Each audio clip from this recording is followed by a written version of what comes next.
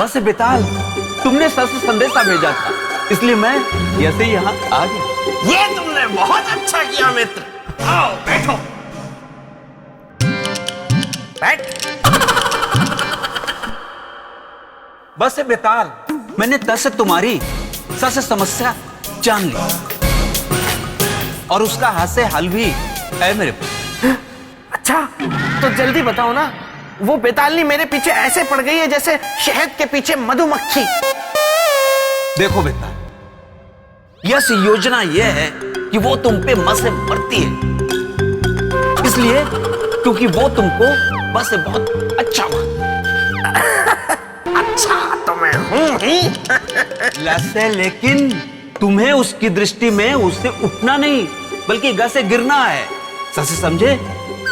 अब क से कान लाओ इधर और ससे सुनो।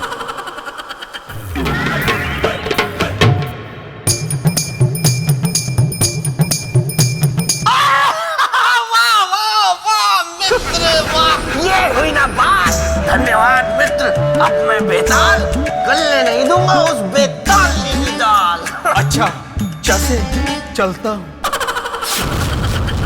ये हुई ना बात। गोलू, गोलू, बाहर आओ वहां से। मैं कहता हूं वहां से बाहर आओ। देवी जयलक्ष्मी कुछ कह रही है। सम्राट विक्रमादित्य ने जो संकल्प लिया था उसे पूरा करने के लिए वे राजमहल से निकलने की तैयारी में थे।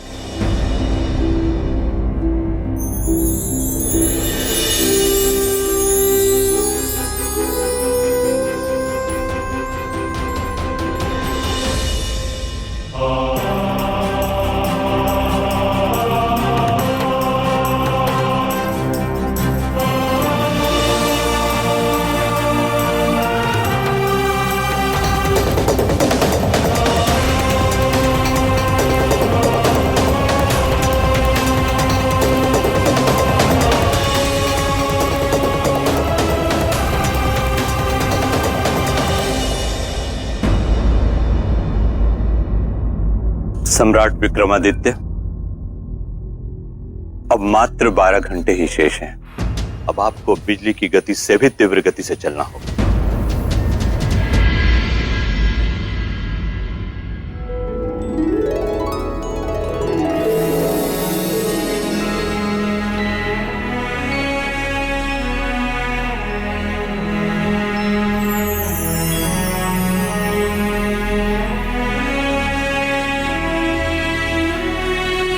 महारानी चित्रलेखा, ये क्या है? मिट्टी। मिट्टी? जी सम्राट, ये केवल मिट्टी ही नहीं बल्कि मिट्टी के रूप में आपकी प्रजा का जीवन है, जिसे मैं आपकी मुट्ठी में दे रही हूं। यदि ये मुट्ठी खुल गई तो इसमें बंद मिट्टी के समान इस धरती पर रहने वाले सभी लोगों का जीवन बिखर जाएगा।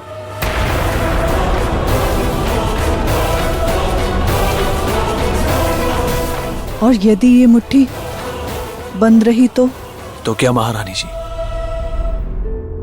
तो हम समझेंगे कि आपकी मुट्ठी में बंद मिट्टी के समान आपकी प्रजा भी सुरक्षित है।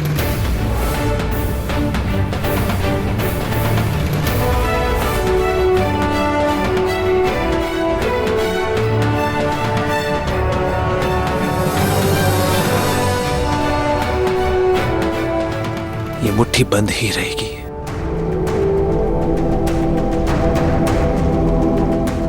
महारानी चित्रलेखा, विश्वास रखें, पृथ्वीवासियों की सुरक्षा करना हमारा परम लक्ष्य एवं प्रथम धर्म है। हम बिखर जाएंगे, समाप्त हो जाएंगे, पर पृथ्वीवासियों को किसी भी स्थिति में कभी भी बिखरने नहीं देंगे। हम जानते हैं, हम आपकी अर्धांगिनी हैं, आपकी सहचरी हैं, और हमें आप पर पूर्ण विश्वास भी है।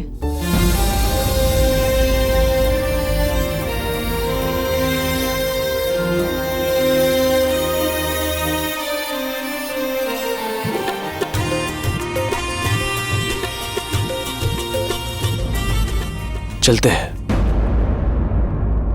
अपना ध्यान रखिएगा। आप भी।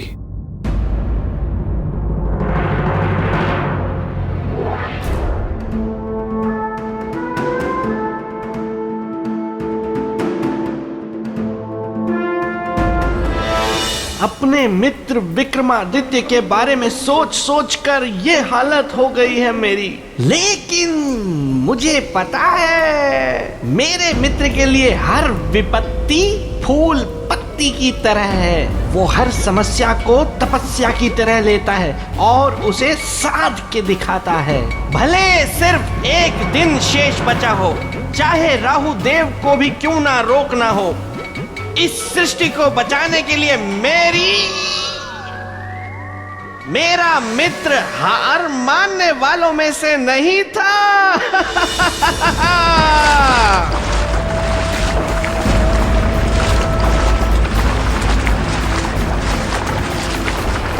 इस विनाश को रोकने का केवल एक ही उपाय, आपको अपने सांसारिक शरीर को पंच तत्वों में परिवर्तित करना होगा।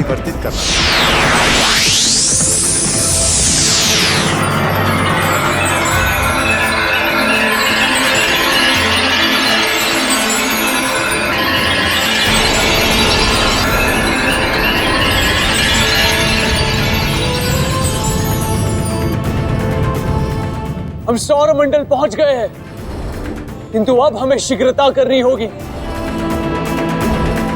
पुष्य नक्षत्र की ओर बढ़ने के लिए, ताकि हम राहु को रोक सकें।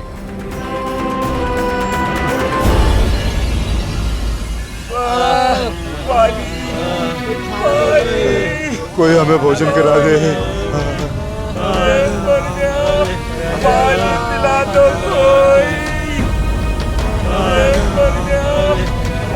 महारानी जी, हमें जल पिला दीजिए।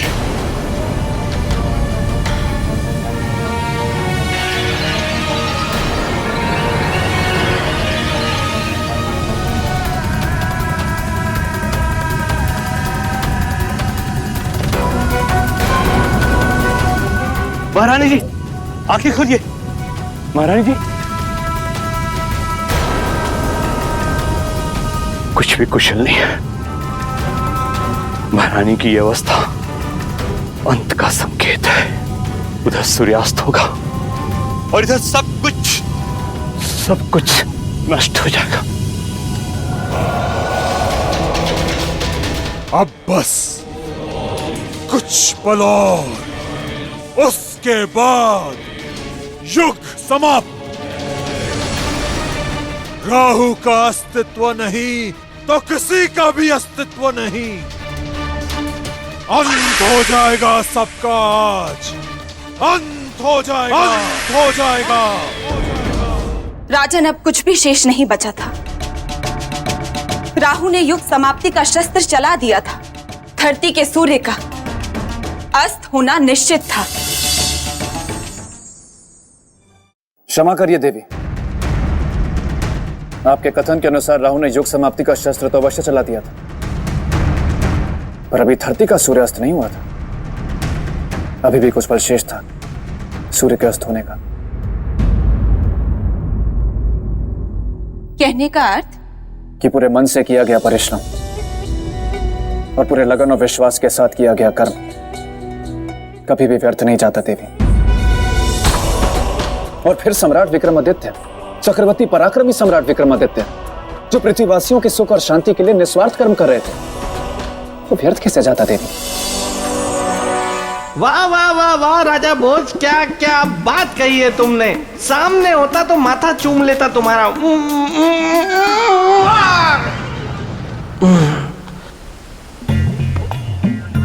अच्छा हुआ किसी ने देखा नहीं। मेरे मित्र की इतनी प्रशंसा सुनकर मन प्रसन्न हो गया। लेकिन कर कौन रहा है? राजा भोज। हाँ? राजा भोज चाहे कितनी भी प्रशंसा क्यों न कर ले, मैं अपने प्रण से नहीं हटूंगा।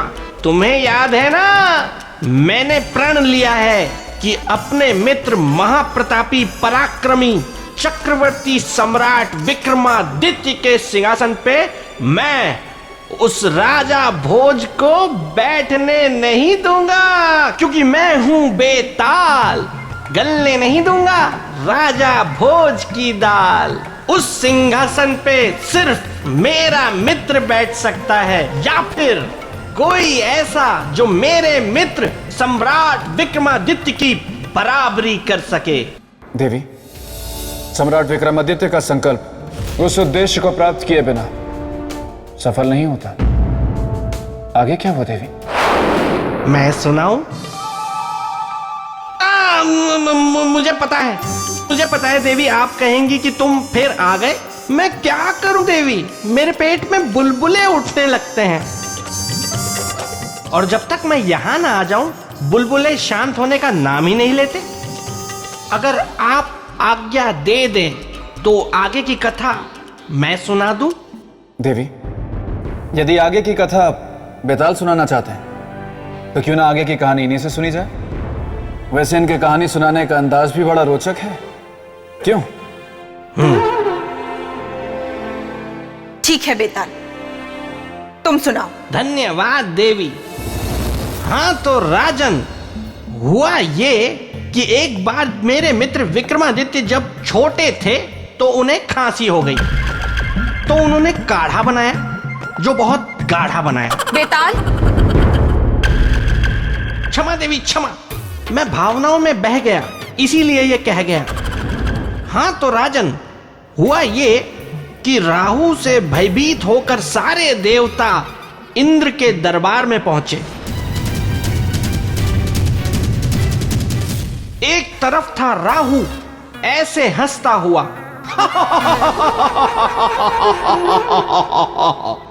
और दूसरी तरफ था मेरा मित्र विक्रमादित्य एकदम शांत ऐसे। और फिर हुआ दोनों में आमना सामना। सम्राट विक्रमादित्य, आप यहाँ क्यों आए हैं? आपके इस अनर्थ को रोकने राहुदेव, आपको ये बताने आए हम, पुष्य नक्षत्र को खंडित करने का अर्थ है पृथ्वी लोक का विनाश। यही तो मैं चाहता हूँ सम्राट विक्रमादित्य, कि पृथ्वी लोक का विनाश हो। यही मेरे प्रतिशोध का भयानक परिणाम होगा उन देवताओं से जिन्होंने मेरा अपमान किया है। आपके विरोध जताने का यह उचित तरीका नहीं है राहुदेव।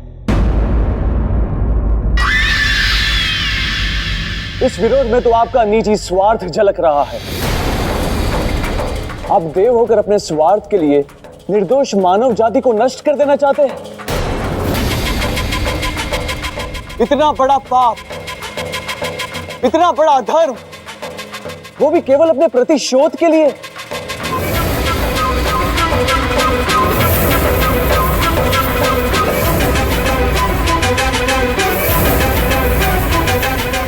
हमारी बात मानिए राहुदेव, अपना निर्णय बदल दीजिए। और रही बात आपके न्याय और सम्मान की, तो उसे हम दिलवाएंगे, ये वचन है हमारा।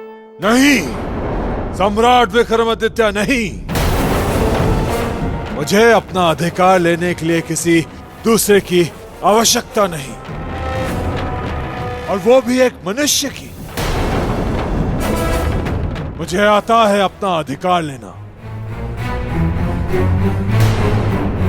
इसीलिए भलाई इसी में है कि आप मेरे मार्ग से हट जाइए और मुझे अपना संकल्प पूरा करने दें। कौन सा संकल्प? पुष्य नक्षत्र को खंडित करने के संकल्प को? हाँ, वो भूल जाए राहुदेव, क्योंकि आप उस संकल्प को कभी पूरा नहीं कर पाएंगे। कौन रोकेगा मुझे? हम रोकेंगे, हम रोकेंगे।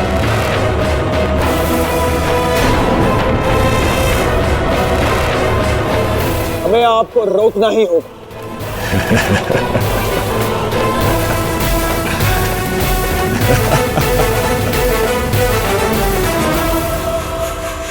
हमें आपको रोकना ही होगा।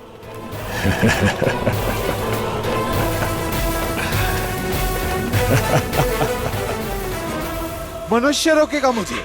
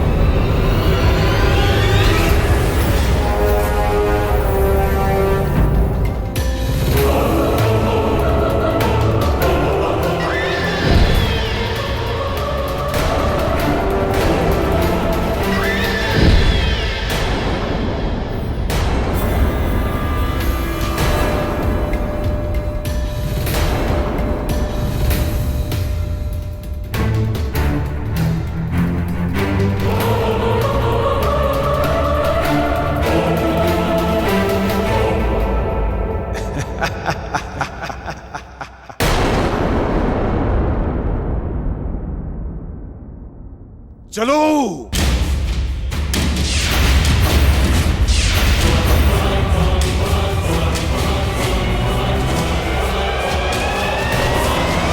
राहु देव को पता ही नहीं था कि वे जिसे साधारण मनुष्य समझकर ललकार रहे हैं, युद्ध कर रहे हैं, वो कोई साधारण मनुष्य नहीं है, बल्कि वो महाशूरवीर महाप्रतापी है। राजन, इस बात से मुझे एक बात याद आई। एक बार जब मेरे मित्र विक्रमादित्य के पैर में एक कांटा चुभ गया था, तो पता है उन्होंने क्या किया?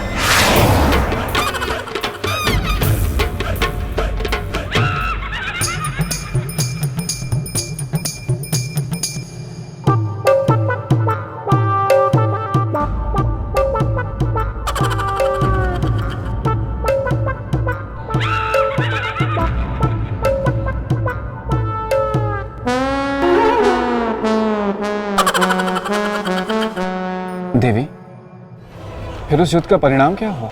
जब अपने अपने क्षेत्र के दो शक्तिमान युद्ध में आमने सामने हो, तो परिणाम इतना शीघ्र कैसे आता? युद्ध चलता रहा,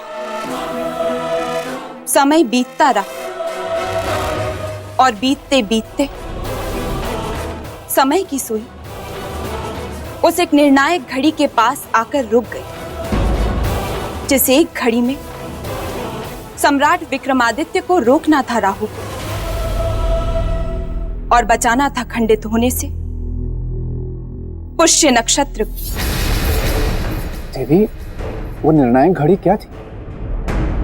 और उस एक घड़ी में क्यों रोकना था सम्राट को, राहु को? वो एक घड़ी महत्वपूर्ण इसलिए थी राजन, क्योंकि यदि उस एक घड़ी में सम्राट विक्रमादित्य राहु को आगे बढ़ने से रोक लेते, तो पुष्य नक्षत्र राहु के निशाने से दूर अपने मार्ग पर आगे बढ़ जाता और खंडित होने से सदा सदा के लिए बच जाता।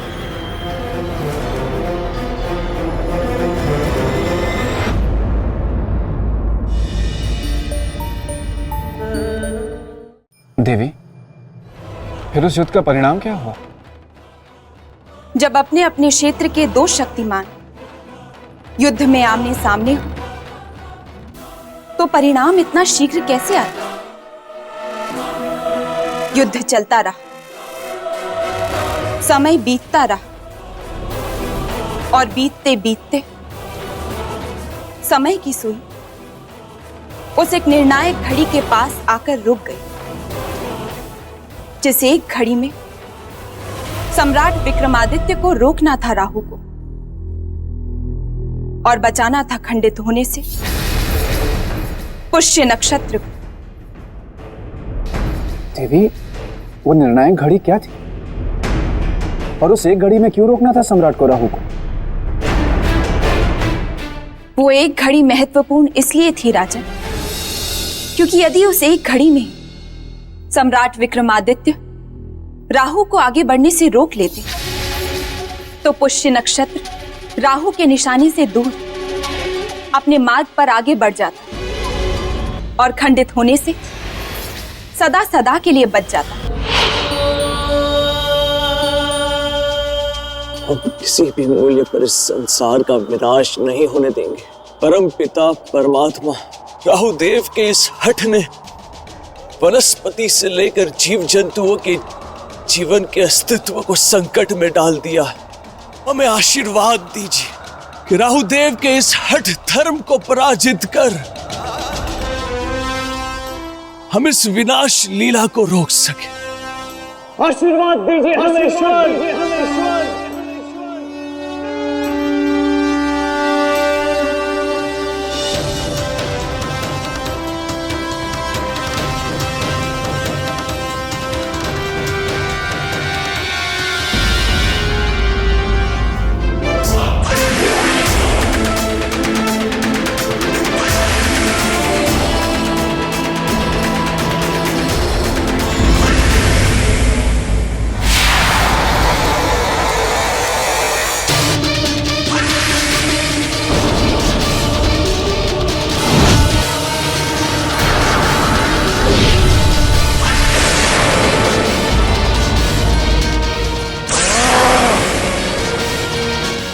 कैसी शक्ति है जिसे हमारा वाहन और हम भेद नहीं पा रहे। और इस प्रकार चक्रवर्ती सम्राट विक्रमादित्य ने एक साथ अपनी सारी शक्तियों का प्रयोग कर राहु को रोक दिया और वो घड़ी टल गई जिस घड़ी में राहु पुष्य नक्षत्र को खंडित कर सकता था।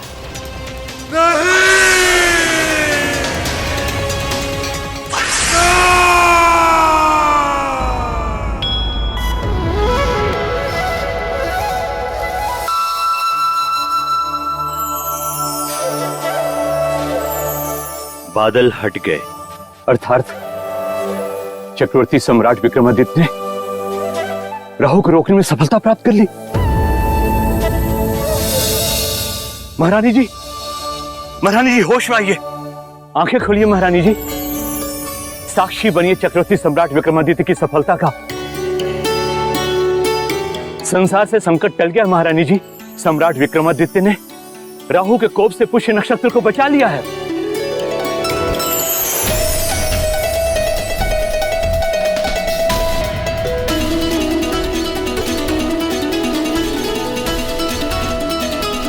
सम्राट की, सम्राट की, सम्राट की, सम्राट की, सम्राट की, सम्राट की।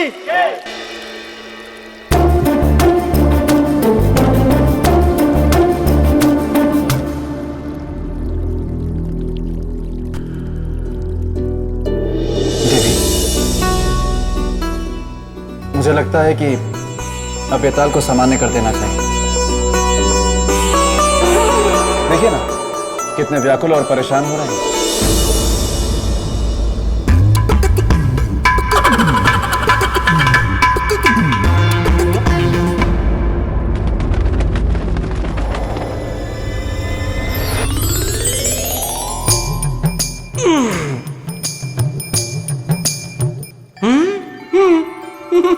सम्राट विक्रमादित्य की जय, देवी जयलक्ष्मी की भी जय। अच्छा देवी, फिर क्या हुआ? राजन, सम्राट विक्रमादित्य और राहु के बीच का युद्ध चलता रहा और इस युद्ध में एक घड़ी ऐसी आई जब असंभव है मुझे रोकना, असंभव।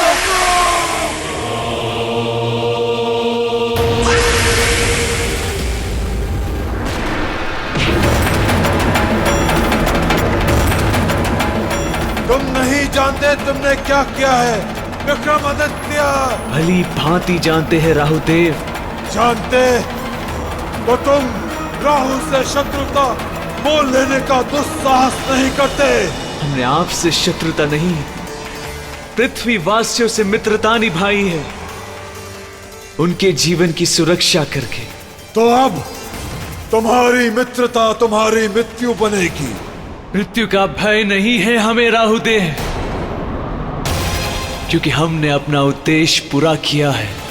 सफलता के बाद मृत्यु भी सुखदायी होती है। मुझे असफलता का राग सुनाकर स्वयं सफलता का शंखनाद करने वाला विक्रम, मैं तुम्हें ऐसा मारूंगा तुम स्वयं मुझसे मृत्यु की भीख मांगेगा।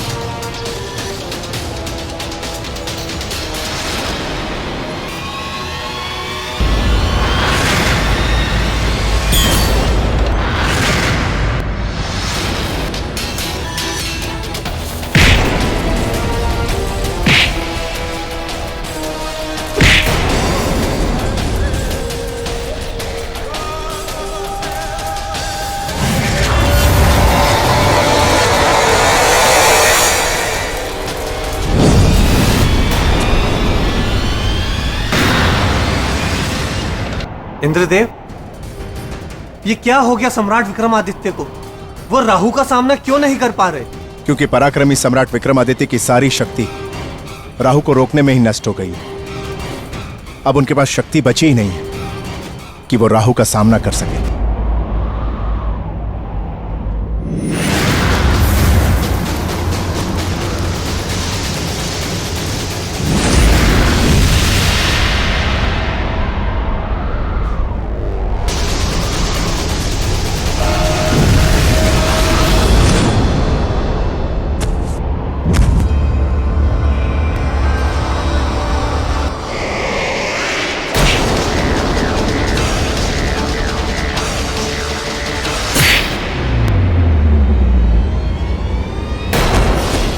इंद्रदेव, हमें कुछ करना ही होगा, अन्यथा इस प्रकार तो राहु सम्राट विक्रमादित्य को मार देंगे। आपने सत्य कहा अग्निदेव।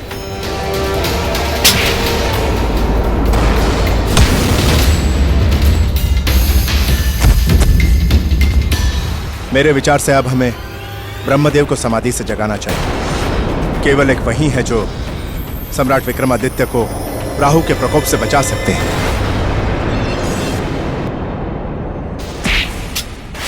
रुक जाओ राहु, रुक जाओ राहु।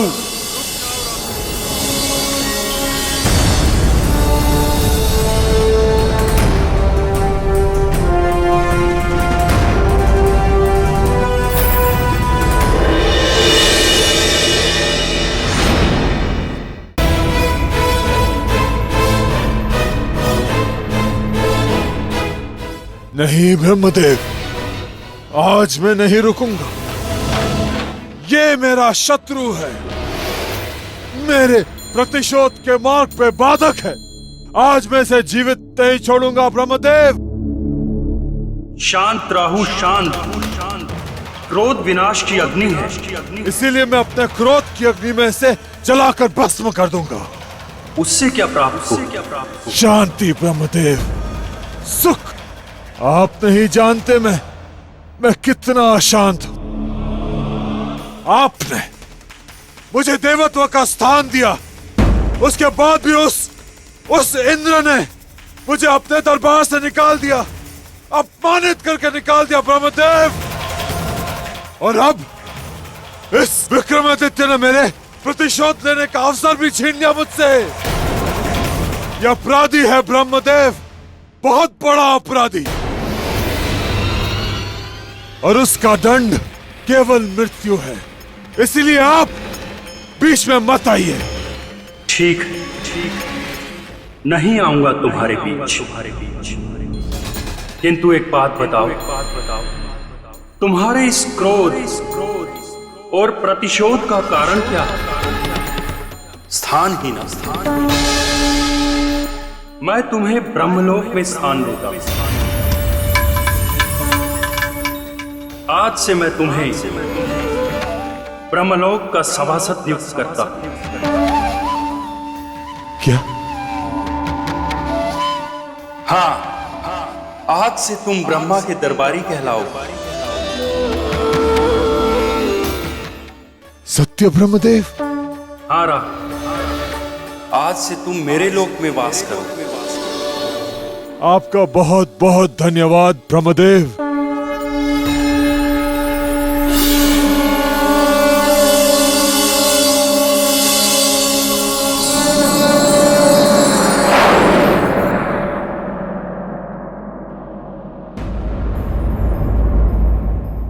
चक्रवर्ती सम्राट विक्रमादित्य, मुझे क्षमा कीजिए। आज आपके कारण मुझे इतना बड़ा सम्मान मिला है। इस शुभ अवसर पर मैं आपको कुछ देना चाहता हूं। मेरा वरदान स्वीकार करें। अगर आप हमसे प्रसन्न हैं तो वचन दीजिए कि आज के बाद पुष्य नक्षत्र को खंडित करने के लिए आप कभी भी शस्त्र नहीं उठाएंगे। मैं वचन देता हूं कि आज के बाद कभी भी राहु पुष्य नक्षत्र को खंडित नहीं करेगा। तो देखा आपने, राजा भोज मेरा मित्र कितना अच्छा था। उसने राहु को क्षमा भी कर दिया। और फिर आपको पता है स्वयं ब्रह्मदेव ने क्या कहा? क्या कहा? उन्होंने कहा कि मेरे मित्र जैसा राजा, यानी सम्राट विक्रमादित्य जैसा राजा ना तो कोई हुआ है और ना होगा। बोलिए, है ना ये सत्य बात? एकदम सत्य बात है। देखा राजन, अब तो आपने खुद इस बात को स्वीकार कर लिया कि ये सत्य बात है। मतलब विवाद खत्म। तो अब आप इस सिंहासन को भूल जाइए। बेताल, देवी मैं तो बस यूं ही सोचती हूँ इस बार तुम्हें पत्थर की मूर्ति बना दूं। नहीं नहीं नहीं नहीं नहीं, नहीं। मैंने तो कुछ बोला ही नहीं है और मैं तो कुछ बोलूंगा भी नहीं। मैं तो यहाँ रहूंगा भी नहीं। नहीं नहीं, मैं यहाँ रहूंगा लेकिन यहाँ नहीं रहूंगा। यहाँ रहकर मैं वहां रहूंगा और कुछ नहीं बोलूंगा। राजन, उसके बाद राहु ने सम्राट विक्रमादित्य को उनकी खोई हुई शक्तियां वापस लौटा दी। सम्राट विक्रमादित्य की, सम्राट विक्रमादित्य की, सम्राट विक्रमादित्य की।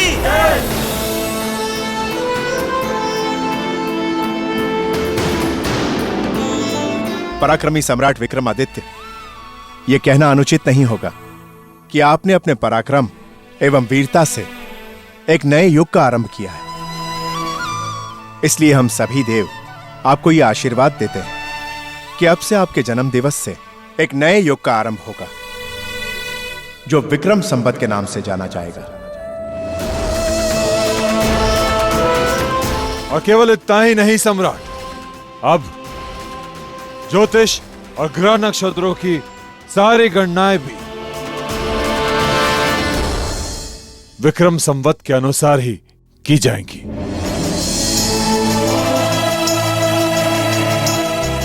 इस सम्मान के लिए बहुत बहुत धन्यवाद देव। किंतु देवगणों, इस सम्मान के पीछे राहु देव का भी बहुत बड़ा योगदान है। यदि वो हमारे सामने चुनौती बनकर नहीं आते तो ये सम्मान भी आसमान के तारे की तरह होता। राजन, मैं इस सिंहासन में पराक्रम की रक्षिका जयलक्ष्मी आपको चक्रवर्ती सम्राट विक्रमादित्य के पराक्रम की कहानी सुना दी। अब मुझे आज्ञा दें।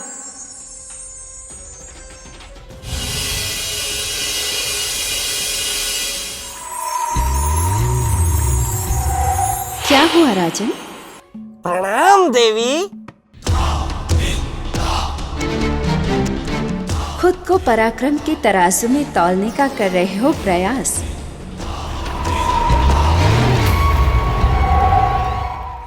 या बिना प्रयास चले जाने में ही भलाई का कर रहे हैं आभास? देवी आप? हाँ, मैं विचारों के भंवर में उलझ गए? नहीं, क्या दुविधा है? सिंहासन को पाने की या खोने की? नहीं देवी, कोई दुविधा नहीं। तब उत्सुकता है बाकी के 31 गुणों को जानने की, जो इस सिंहासन के आधार हैं।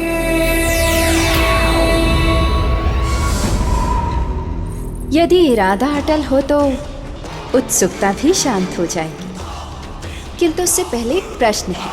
अवश्य।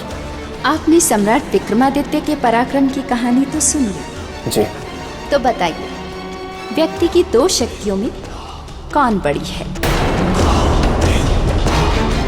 कौन है सबसे शक्तिशाली, तन की शक्ति या मन की शक्ति?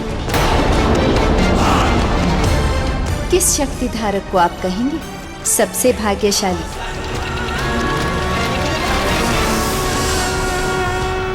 किस शक्ति धारक को आप कहेंगे सबसे भाग्यशाली?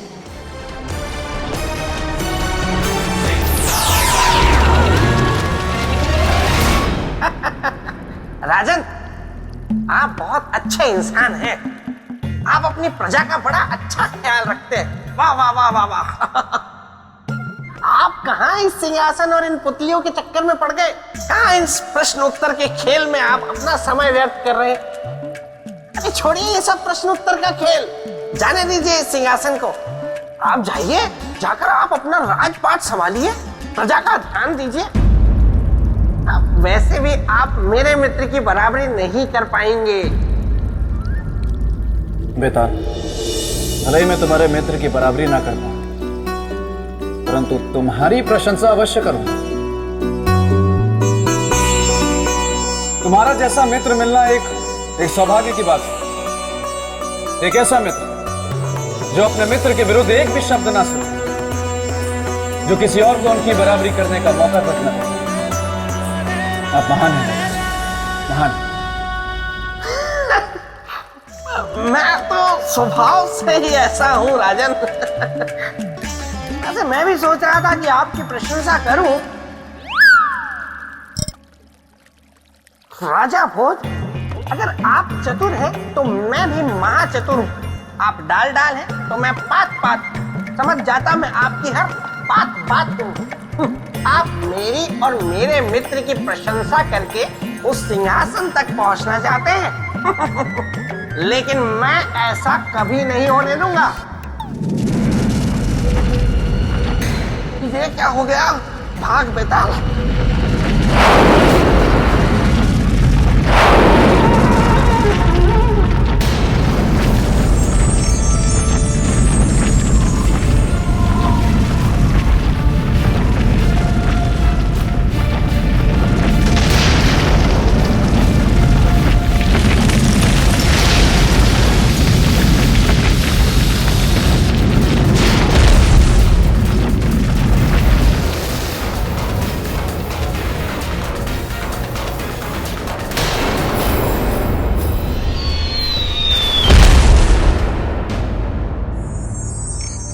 ये कैसी हुआ?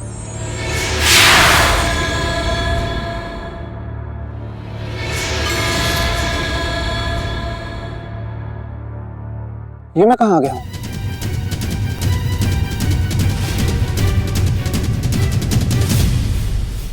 बचाओ माँ, मुझे बचा लो, बचाओ माँ।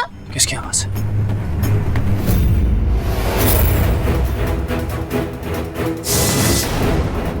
मत रो महेश्वर, मत रो, मैं हूं ना तेरे साथ, तुझे कुछ नहीं होगा मेरे बहादुर बच्चे। लगता है किसी माँ बेटे का जीवन संकट में है, मुझे बचाना होगा।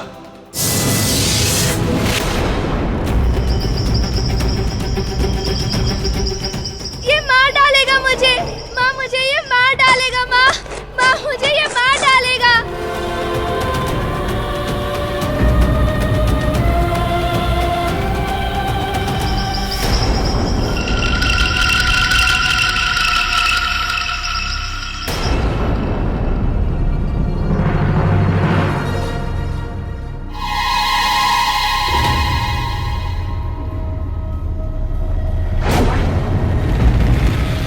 ये क्या?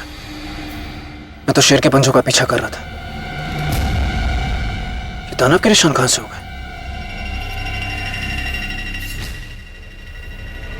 कहीं कोई माया तो नहीं?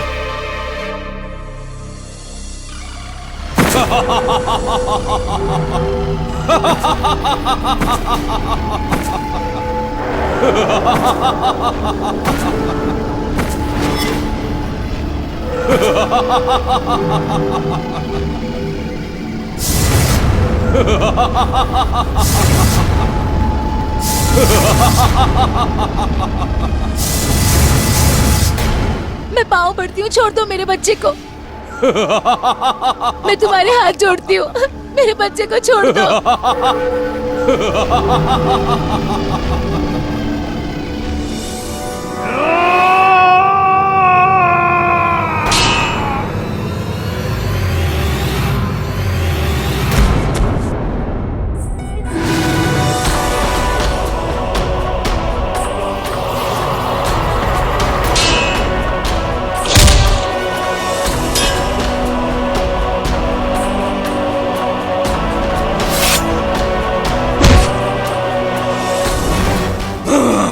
खबरदार जो आगे बढ़े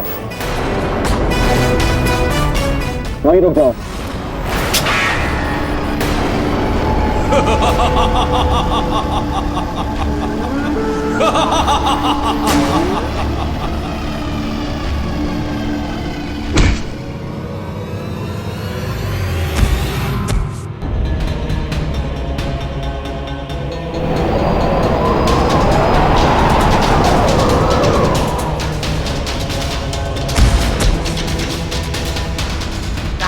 सिंहासन के चक्कर में मत पड़ो, बहुत मार खानी पड़ेगी।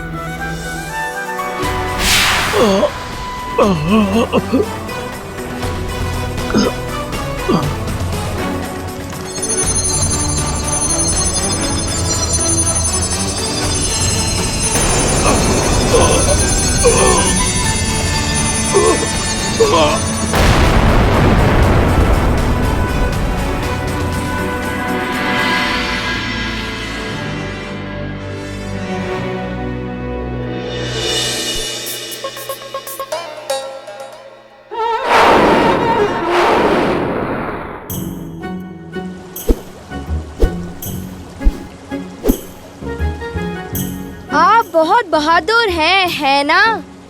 मैं और बहादुर कैसे? अरे आपने इतने बड़े दानव को मार गिराया। आपने लड़ना कहाँ से सीखा? आप सैनिक हैं? नहीं, मैं एक साधारण मनुष्य हूँ।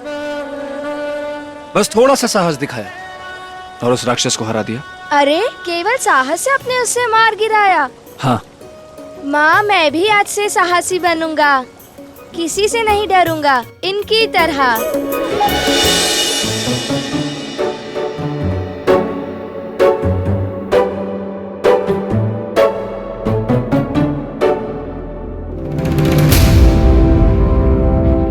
कहिए बेटा, कोई आवश्यक कार्य? वाह वाह राजन वाह, क्या युद्ध किया है आपने उस दानव के साथ, मजा आ गया। मैं बस आ ही रहा था, वो मुझे थोड़ी देर हो गई, वरना आपको युद्ध की आवश्यकता ही नहीं पड़ती। मैं अकेला ही काफी था उसके लिए। भली भांति पता है मुझे ये बात। लेकिन राजन आप भी ना मान नहीं रहे, देख रहे हैं कि सिंहासन को पाने के रास्ते में कितनी मुश्किलें आ रही हैं आपको, लेकिन फिर भी अड़े हुए हैं। अब भी कहता हूँ, समय रहते उज्जैनी वापस लौट जाइए राजन। आप नहीं जानते, लेकिन मैं जानता हूँ आपके रास्ते में भयंकर मुसीबत आने वाली है। मुसीबतों से कायर घबराते हैं बेटा। ठीक ठीक है राजन, ठीक है। मेरा कार्य था आपको समझाना, समझना नहीं समझना आपका कार्य है, आपका काम आप अपनी जाने, मैं चला। लेकिन अगर कहीं मेरी कोई आवश्यकता हो ना तो मुझे अवश्य याद कीजिएगा, मैं अवश्य आऊंगा, मन हुआ तो। याद रखूंगा। जय महाकाल। जय महाकाल।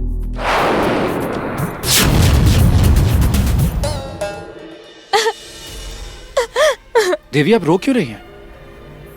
आपका पुत्र तो अब सुरक्षित है। वो इसलिए क्योंकि मेरे पुत्र के ऊपर से संकट अभी टला नहीं है। उसका शत्रु अभी भी जीवित है। उस दानव के अलावा और कौन है आपके पुत्र का शत्रु? स्वयं इसका पिता रुद्रांत। एक पिता अपने ही पुत्र का शत्रु? ये कैसे संभव है? ये संभव इसलिए है क्योंकि मुझ नाग कन्या का ये पुत्र यही अपने पिता की मृत्यु का कारण है। मैं कुछ समझा नहीं देवी। ये लंबी कहानी है राजन। मैं सुनना चाहूंगा।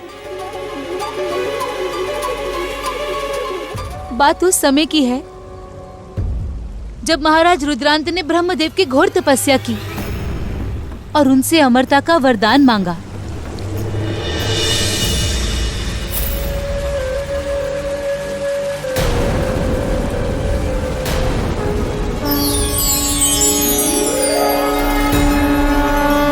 रुद्रान, आंखें खोलो रुद्रान। प्रणाम ब्रह्मदेव। मैं तुम्हारी तपस्या से प्रसन्न हुआ। कहो क्या चाहते हो रुद्रान? मुझे आपसे अमर होने का वरदान चाहिए ब्रह्मदेव। नहीं रुद्रान, नहीं, मैं तुम्हें अमर होने का वरदान नहीं दे सकता। इस संसार में कोई भी अमर नहीं है। जिसका जन्म हुआ है उसकी मृत्यु निश्चित है। किंतु हाँ, तुम्हारी तपस्या व्यर्थ नहीं जाएगी, फल अवश्य मिलेगा। जाओ, मैं तुम्हें वरदान देता हूँ, जो भी तुमसे युद्ध करेगा उसकी सारी शक्ति तुम में आ जाएगी और वो शक्तिहीन हो जाएगा। तब तो मैं अमर हो जाऊंगा ब्रह्मदेव, मेरी मृत्यु नहीं होगी। नहीं रुद्रान, तुम्हारी भी मृत्यु होगी और उसका कारण होगा तुम्हारा पुत्र। मेरा पुत्र? हाँ, तुम्हारा पुत्र। जब वो 7 वर्ष का होगा तब वो तुम्हारी मृत्यु का कारण बनेगा।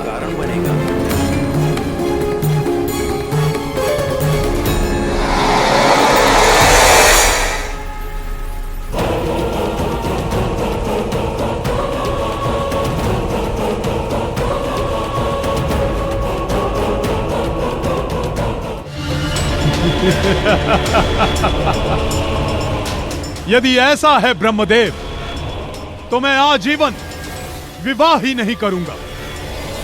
अमर, अमर, अमर, अमर। किंतु देवी, जब रुद्रांत को पता था कि उसका पुत्र ही उसकी मृत्यु का कारण होगा, तो उसने आपसे विवाह क्यों किया? राजन, हमारा विवाह नहीं हुआ है। तो फिर ये पुत्र?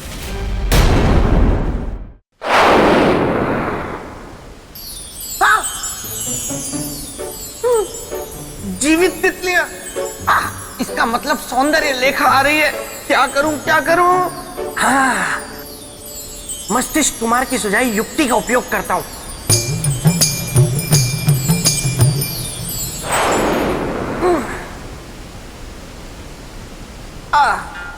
तुम आ गई कमल कटीली। मुझे पता है तुम मुझसे नाराज हो क्योंकि तुमने मुझे हेमवंती हथेली के साथ घूमते फिरते देख लिया है। लेकिन मैं क्या करूं, मैं हूं ही ऐसा। वो तो क्या है कि मुझे प्रकाश कुंजनी ने थोड़ा सोम रस पिला दिया था,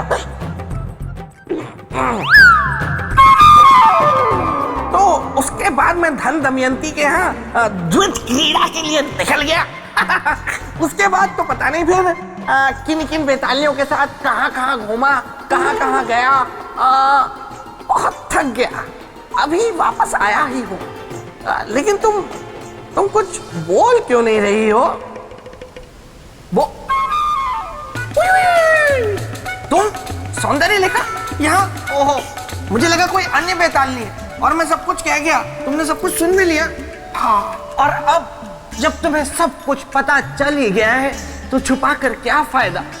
देखो, यही सच है, जिसे तुमने अपने प्रेम की बगिया का एक फूल समझा था वो एक कांटा है, यानी मैंने तुम्हें छला है, मैं छलिया हूं। लगता है झटका लगा है। वो वाला हुई। हाँ, अरे मैं सोमरस पीता हूं, मैं द्वैत क्रीड़ा करता हूं, अरे मैं कई बेतालियों के साथ घूमता फिरता हूं। क्या हुई?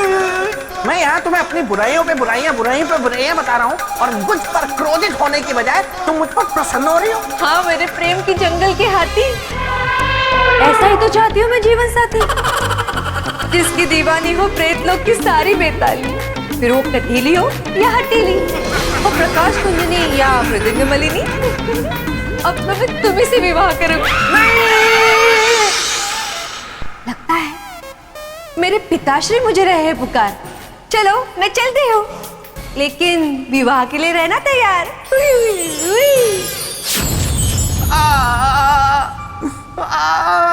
क्या करूं मैं इसका? मस्तिष्क कुमार की युक्ति भी किसी काम नहीं आई। अरे क्या फायदा है 4-4 आंखें लेकर घूमने का उसका? वापस करो। गोलू, देखो तो कहीं मेरी बातों का राजा भोज पर असर हुआ हो और वो राजमहल वापस चला गया हो। दिखाओ। ये बात 7 वर्ष पहले की है। ये राजा भोज भी ना सुनकर ही मानेगा। मैं भी तो सुनूं आखिर राज क्या है। जब महाराज रुद्रांत अपने घोड़े से ब्रह्मदेव की तपस्या के लिए जा रहे थे, उस दिन नाग पंचमी की रात थी।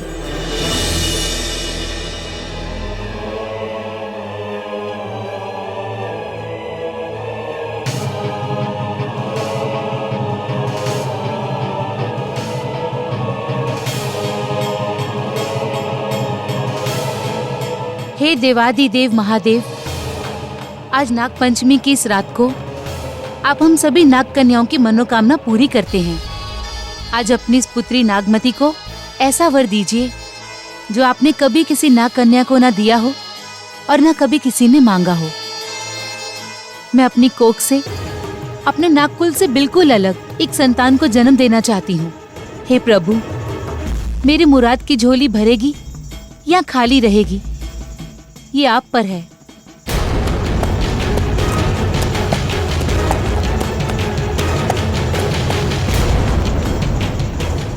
इस गुफा के भीतर रोशनी है, मुझे यहां जल अवश्य मिलेगा।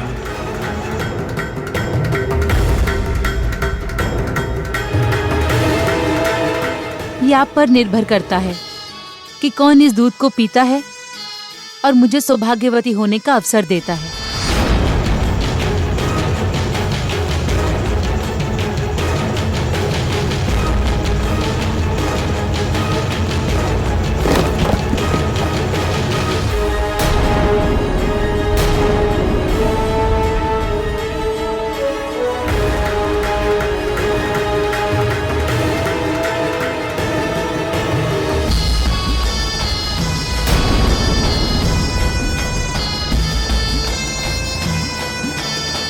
महाराज रुद्रांत ने मेरा हाथ पकड़ लिया और दूध का कटोरा लेकर पी गए। दूध पीते ही महाराज का रूप तेजवान हो उठा। उनके शरीर से एक तेज निकला जिसे मैंने धारण कर लिया।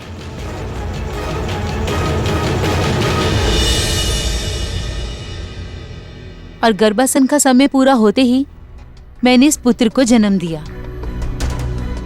महाराज तो अपनी तपस्या के लिए चले गए थे और मैं प्रतीक्षा करती रही। 7 साल तक प्रतीक्षा की मैंने, और आज जब 2 दिन बाद मेरा पुत्र 7 साल का होता, मैं इसे इसके पिता से मिलवाने ले गई। नहीं नागमती, ये मेरा पुत्र नहीं, काल है, काल। और मैं अपनी मृत्यु को केवल मृत्यु दे सकता हूं, प्रेम या अधिकार नहीं। ऐसा न कहिए महाराज, ये आपका अंश है, आपका खून है, आपने इसे जीवन दिया है।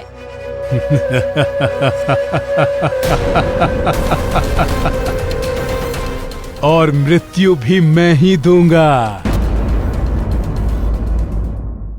जो जन्म देता है उसे मारने का भी अधिकार होता है, और यदि ये जीवित रहा तो मैं मर जाऊंगा,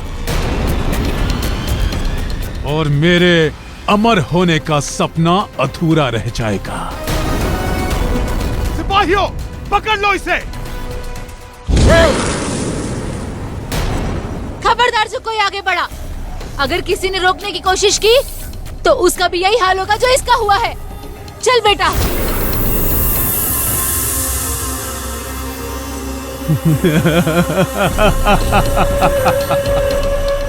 मैं अमर हूं नागमती। मेरी अमरता के बीच में आने का अर्थ है मरना। ये बात याद रखना नागमती, तुम्हारा यह पुत्र मर के रहेगा। और तब से मैं अपने पुत्र मनेश्वर को लेकर भाग रही हूँ। अब तो मृत्यु ही एकमात्र रास्ता नजर आता है। इससे पहले कि रुद्रांत हमें पकड़े, मैं अपनी जान दे दूंगी। देवी, देवी, मैं वचन देता हूं आपको, अब आपको अपने पुत्र के जीवन की रक्षा के लिए भागना नहीं पड़ेगा देवी। उस निर्दयी से इस बालक की रक्षा मैं करूंगा।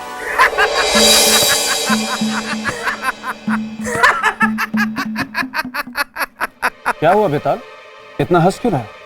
राजा भोज, रुद्रांत से उस बालक की रक्षा आप करेंगे? हाँ, मैं करूंगा। आप रुद्रांत से उस बालक की रक्षा कर ही नहीं सकते। पूछिए क्यों? क्यों? क्योंकि मैंने सुना है रुद्रांत के पास मायावी शक्तियां हैं, जिनका पार पाते पाते इंसान खुद पार हो जाता है। बेताल, यदि मन में इच्छा शक्ति हो तो किसी से भी पार पाना संभव नहीं है। पर मैंने ये भी सुना है कि रुद्रांत को अमरता का वरदान प्राप्त है, और आपके पास तो ऐसा कोई भी वरदान नहीं है, और न ही रुद्रांत जैसा बल है आप में। पर बिना बल के युद्ध करना तो वैसे ही हो गया ना, जैसे बिना दूध की खीर बनाना। बेताल, किसी निर्दोष के प्राणों की रक्षा करने के लिए अमरता की नहीं, साहस और पराक्रम की आवश्यकता होती, जो उस रुद्रांत में नहीं है। बेताल, मैं तुम्हें विश्वास दिलाता हूं कि मैं अपने पराक्रम से उस रुद्रांत का अंत अवश्य करूंगा। ठीक है, जब आपने ये मार्ग चुन ही लिया है तो देख लेते हैं कि इस पर चलकर आपको आगे मिलती है खाई या फिर सोने के महल में रखी हुई चारपाई।